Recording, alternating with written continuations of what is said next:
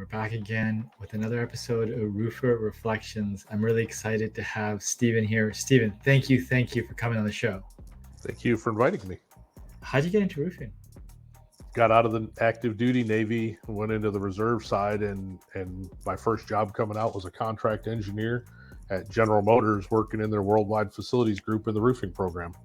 What does it look like to work for GM for overseeing their roofs? That was a challenge, just because there's so much around the country. You know, if it was all in one place, it's easy, but it's all over the country and you're traveling. So it was a challenge. What kind of guidance were you given in your role? So I went to town learning from the people that were managing some programs for General Motors, and then from there I met other people and just kept networking it out. What kept you in the roofing industry? From where I'm at now, I can't imagine doing anything else. I'm not stuck sitting in an office all day every day. I go out to jobs, I get on an airplane, I fly somewhere, I work there, and I come home. It's just so different every day. I'm not doing the same thing. It just gets me around. Because if I had to sit in an office 8 hours a day, that would not go well for me. And then I noticed at some point you got involved with RCI or IBEC. About 23 years ago, I think, when I went to my first conventions, started attending events. I was one of the founding members of the chapter here, and then I went on from that to be the region director.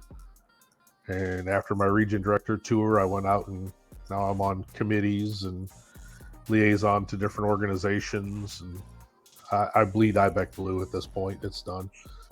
How was the organization back then, and how did it evolve? Oh, it was a completely different event back then. It was nothing like it is now. The staff has changed totally. I'm not sure there's anybody left on staff from back then. They've improved so much, how they do things and the process, and the management has completely changed. We had the same CEO for years and years, and then we've gone through a couple since then.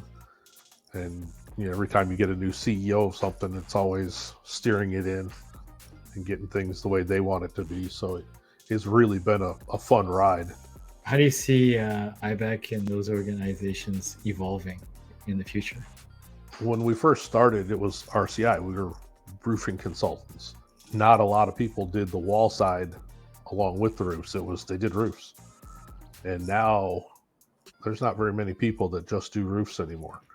Just about everybody is doing roofs and walls. You got to do the entire envelope, or you're not helping your client. And if you're not helping them, somebody else will. And I don't see that changing anytime in the near future.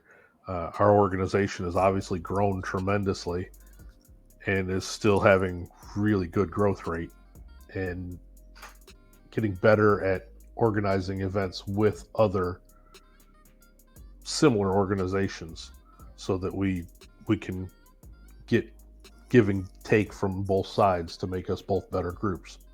You come across people that are newer in the industry, and they're looking at roofing as a potential career. What do you tell them? There's two sides to that. What do they like and what do they want to do, and what does our job really look like compared to what their pie in the sky thing looks like? Younger people that are in college that come to a convention or something that we get to spend time with, they have a pie in the sky idea of what an architect or engineer does. And then they hear what we do and they're like, well, that sounds fun. And then you start talking about it and they're like, that sounds like work. Well, sometimes it is work.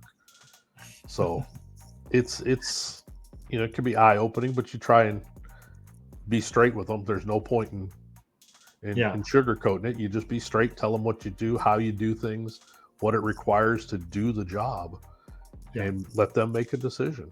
They're intelligent people. Make a decision.